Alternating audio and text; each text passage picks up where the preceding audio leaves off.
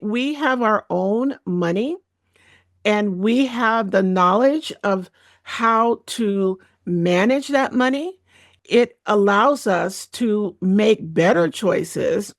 And also, it determines what type of relationship that we're going to be in.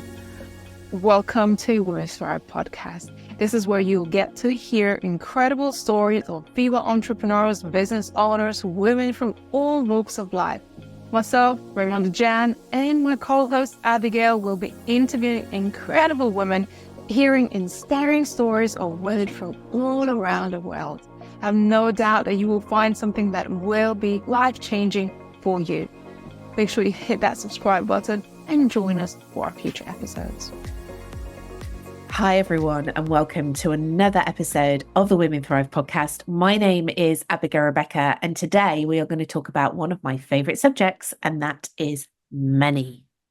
So when you talk about money, when you say the words money, when you think about money, what comes up for you? Is it related to happiness, abundance, wealth, prosperity? Or are there maybe some fears and limiting beliefs around it? Do you like to speak about money, or do you think that maybe it's something that shouldn't be spoken about? Well, listen, if you are a female entrepreneur, you're a business owner, you're a founder, or any creative change maker, if you are here to make a difference in this world and you want to make an impact, then one of the biggest roles that we need to take on, especially as women, is to get really comfortable with money, to really be able to form a great relationship with money and know how to work with it. And our expert today is a wonderful woman who I'm very excited to interview. And this is what we're going to be talking about. So I want to introduce our guest today. Her name is Pamela Plick, and she is on a mission to empower purpose-driven women to confidently build wealth from within.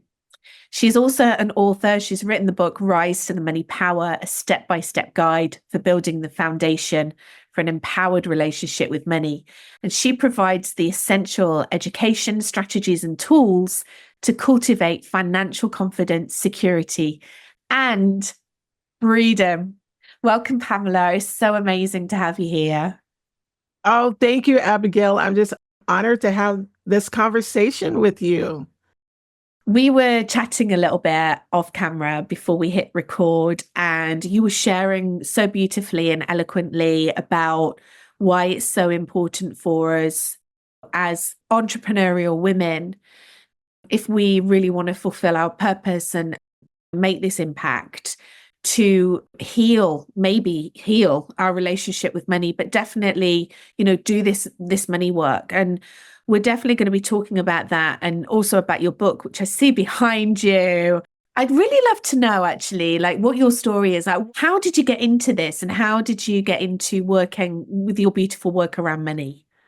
First, I want to say that I am so grateful to have a life that I love, doing the work that I feel called to do, working with clients that I love, as well as having the financial freedom and freedom of time to do the things that I enjoy with family and friends, and also to be able to make an impact. Now, that was not always the case. Now, my money story began over 30 years ago now, when my son was only 2. I had taken on an wonderful entry level position in banking and finance. And at that time, my husband and I decided to separate and ultimately divorce. Now, I had never planned on being the sole provider of my family, taking care of my son and myself. And again, I just took on this great position, but I did not have a practical plan. My plan was to work really hard and hopefully get promoted, and then I would be able to spend more time with my son. Not what happened. Yes, I was promoted. I climbed the corporate ladder, but at the expense of less time with my son. And so fast forward, after years of working hard, of overwork.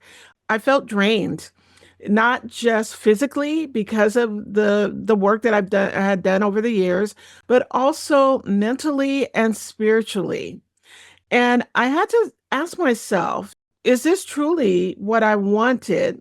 Was this what I was meant to do for the rest of my career? And so I took a step back, gained clarity, and through that clarity, I realized that the first thing that I needed to do was to practice forgiveness. Now, my forgiveness not only for my husband, but also for myself. Now, my husband, it was a good man. He had a good heart, but unfortunately, the marriage just didn't work.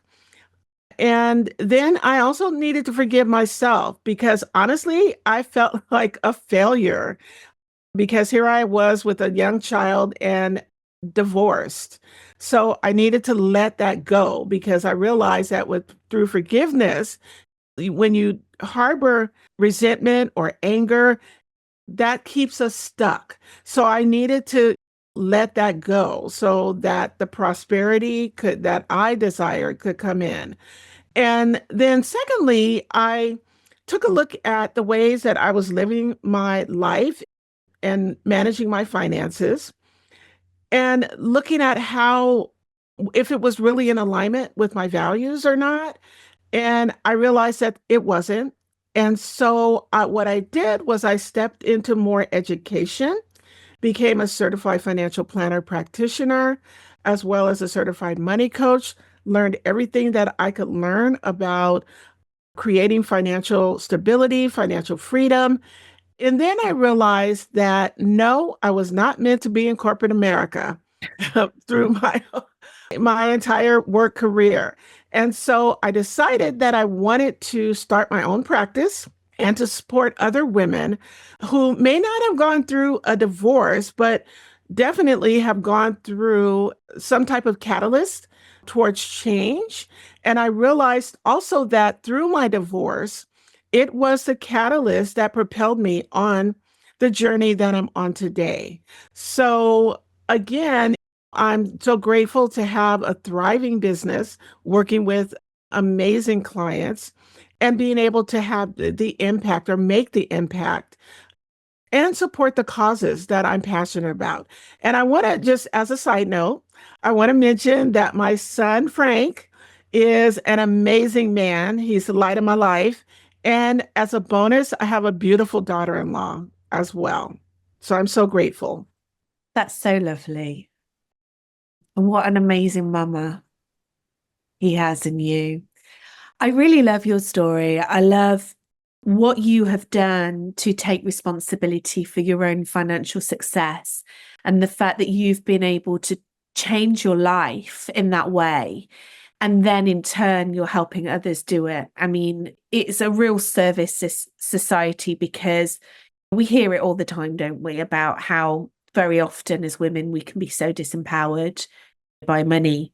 I was raised in a household where my mother did not have any financial autonomy. My father paid all the bills. He had all the money he used to give. She didn't work, so she didn't have her own money per se. However, she did have a lot of inheritance, but hey, guess who handled that? My father. Yeah. Right. And I'm not saying that there was anything going on that was untoward. He was very fair and very open and transparent with it, but still, she didn't have that autonomy. And when you're raised in a household like that, that is embedded in your brain. My parents never used to spend their money. They had quite a lot of it, but it was all like in a bank or in stocks and bonds. They never ever used to spend it. We never used to go on holiday. We never used to do anything. And I realized when I started to look at my money stories that I was always worried that the money would run out. That's been my biggest fear. I've lived my life having big chunks of money coming to me, and then I worry that it's going to run out. And then, of course, what happens? It runs out. It's like a self-fulfilling legacy. And I'd really love to know more about that and how you really help. You're talking about entrepreneurial women. How do you help them to manage that and to, I don't know, it's almost like you need to reprogram your mind, right? To think in a different way about money. Well, we do. We do. And the thing is, we don't realize that our money beliefs are imprinted upon us as children. Just like you said, growing up, if you think about what was your first memory of money and how did that make you feel? Was it a good memory or a less than positive memory? And thinking about, did your parents talk about money? Was there a feeling of prosperity or a feeling of lack in your household? And we don't realize that, again, those are imprinted upon us as children, those beliefs, and then they show up as adults, not only in our personal lives, but also in how we manage our businesses as well. And so I think the first thing that we have to do is to understand what our current relationship is with money and what are those beliefs that are no longer serving us. And I want to mention my plan was to work really hard. And I know where that belief came from. It came from my military dad, who I loved, and he was my hero. But that's what he stressed. You have to work really hard in order to get ahead. And he lived that because that's the reality in the military. But after seeing him, unfortunately, pass away at a younger age, and due to, in part, stress related illnesses, I realized no, there has to be a better way because I was headed on that same track. And so we have to think about that. But the good news is that our money beliefs are generational, they're not ours, and they can be shifted. And so the first thing we have to do is recognize what are those beliefs? What are my fears around money? And really do some introspective around that. And that will help us to gain, first of all, to gain the clarity to be able to take the next step, which is to really now that I understand what are my fears, what are my beliefs that are no longer serving me, and I know where they came from, how do I shift those beliefs so that I can move forward on my path? Why do you think it's so important for us to be empowered around money as women? Because that is a big part of your message. What is it that drives that for you? I want to share the quote I love from the Dalai Lama. He said, "The Western woman will save the world." And I truly believe that there's no better time in history to be a woman, no better time for women to stand in their power, to bring our unique gifts into the world in a bigger, bolder way. But one of the obstacles, the biggest obstacle that I see as to why women are not able to bring their gifts into the world in a bigger, bolder way is their relationship with money.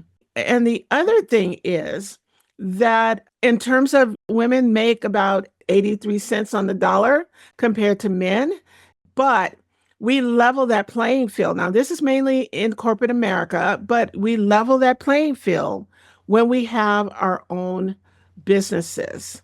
And I think that it is so important to create that foundation, the financial foundation of your business, a solid financial foundation so that you can continue to build, create a thriving business that is truly moving, creating the potential, allowing you to step into that potential that you're destined for.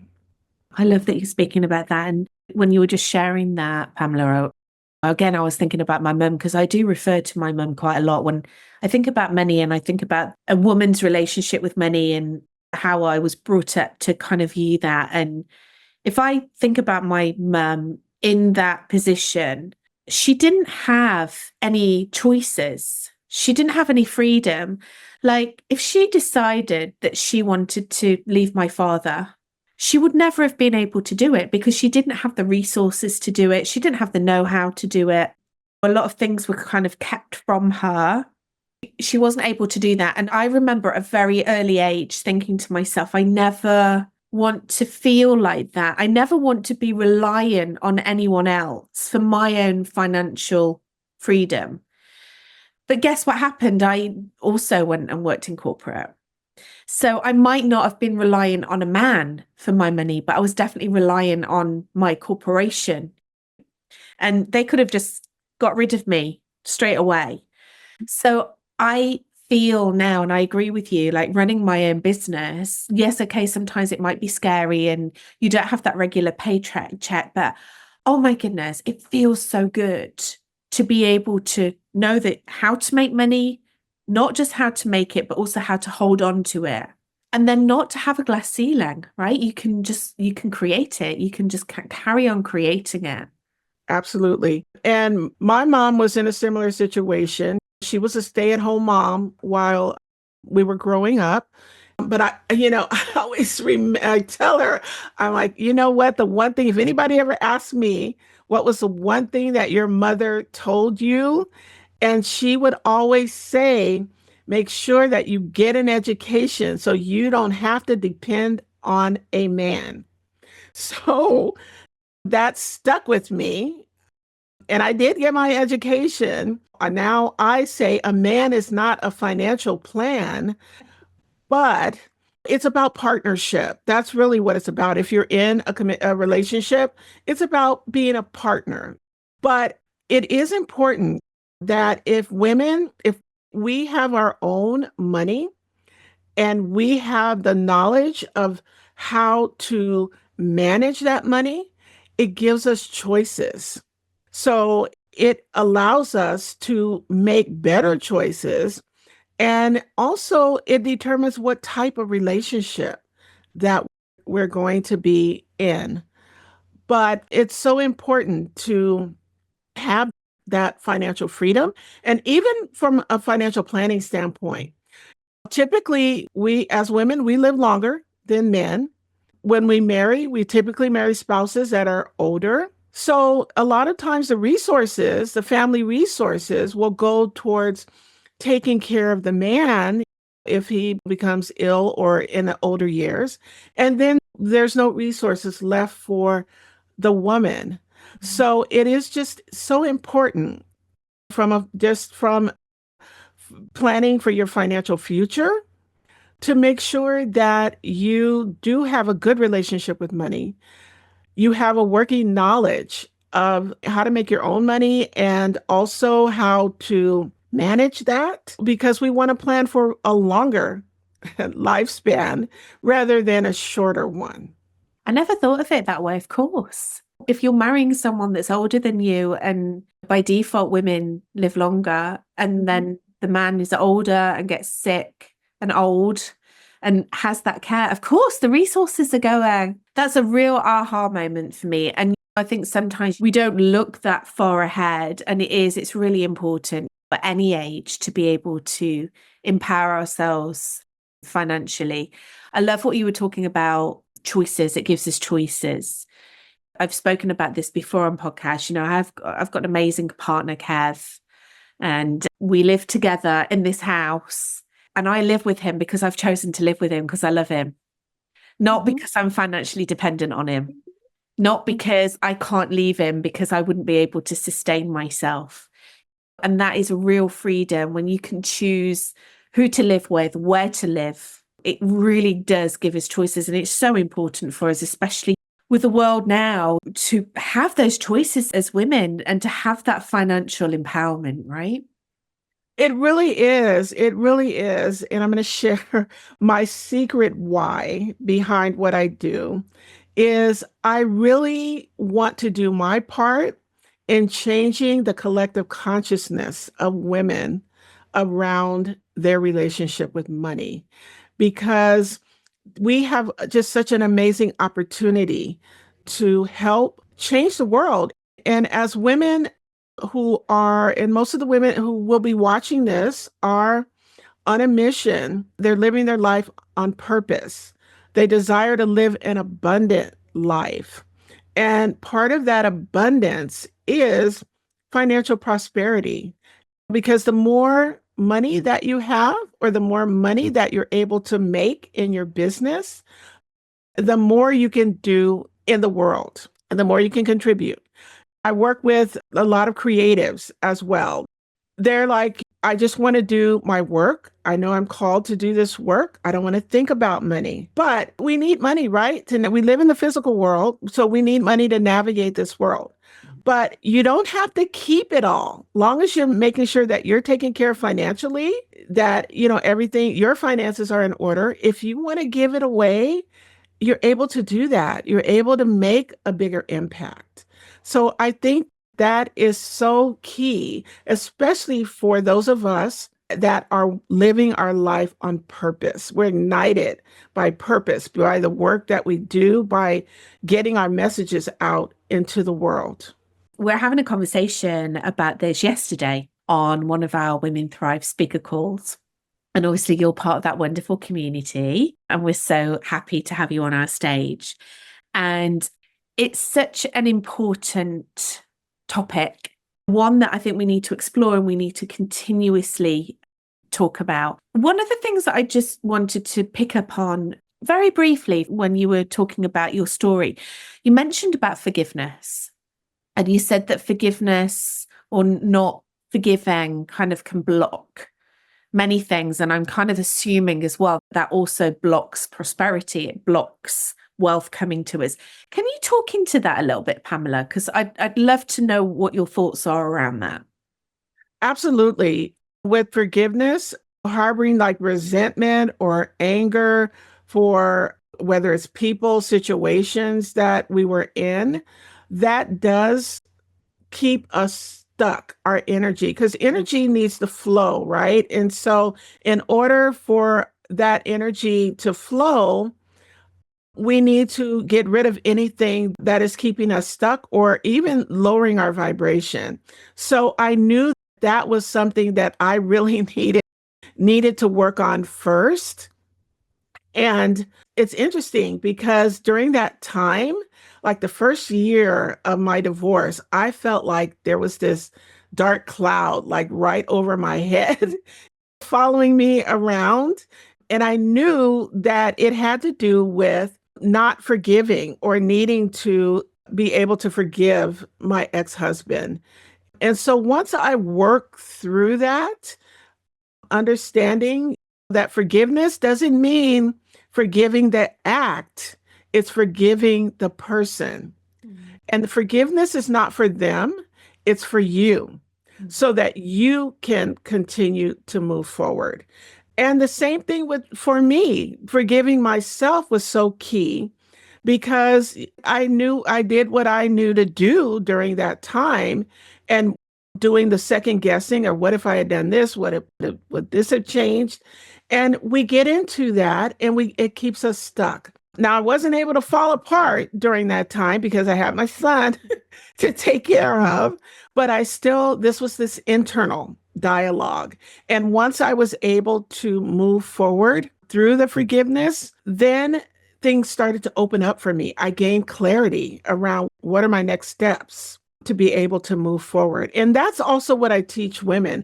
And you may not even, or my clients, you may not even think that you need to forgive. Like I have a client right now, we're actually just getting into this particular session about forgiveness.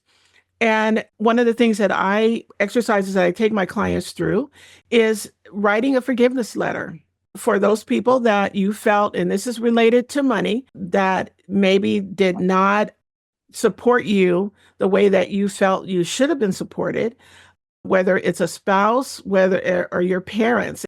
And she said to me, I don't think that I need to forgive my parents. I don't have anything to forgive them for.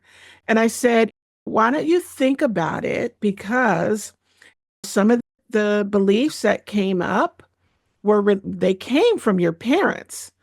And so think about what was the situation?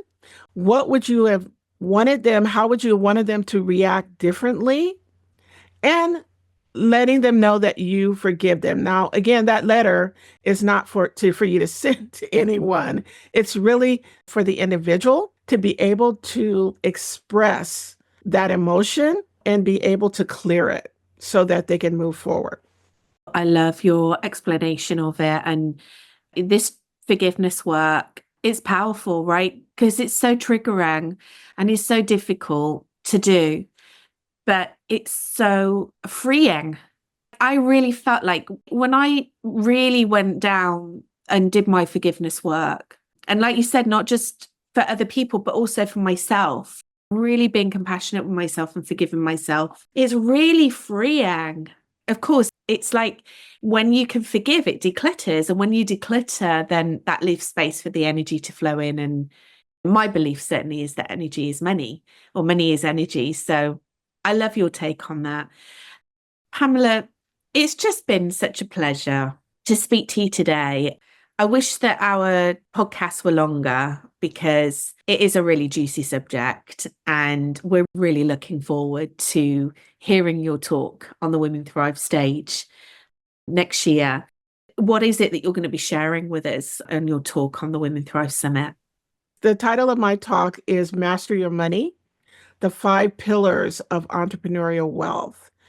The participants will take a holistic approach to financial strategies that are tailored specifically to entrepreneurs, and they'll gain confidence in their ability to be able to make solid financial decisions that align not only with their values, but also their long-term vision. And also, as part of the talk, I also want to make sure that they're understanding how to overcome the financial fears and to cultivate a wealth plan that supports not only their personal goals, but also their professional growth. We're really looking forward to it. We can't wait. Really excited to have you on our stage. And where can we find you? Like, where's the best place to connect with you? On your website, socials? On social media is probably the best. Well, I have a website also. It's PamelaPlick.com, really easy, where you can learn more about me and the work that I do. But I'd love to connect on social media. I'm on Facebook, Instagram, as well as LinkedIn.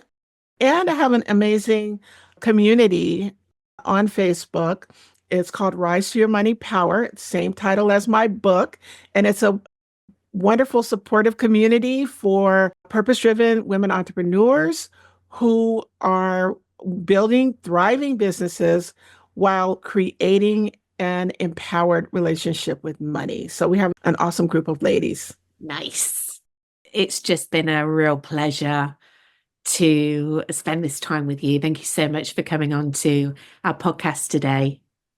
Oh, thank you, Abigail. I love this conversation and it's been amazing. I truly appreciate the opportunity to be with you.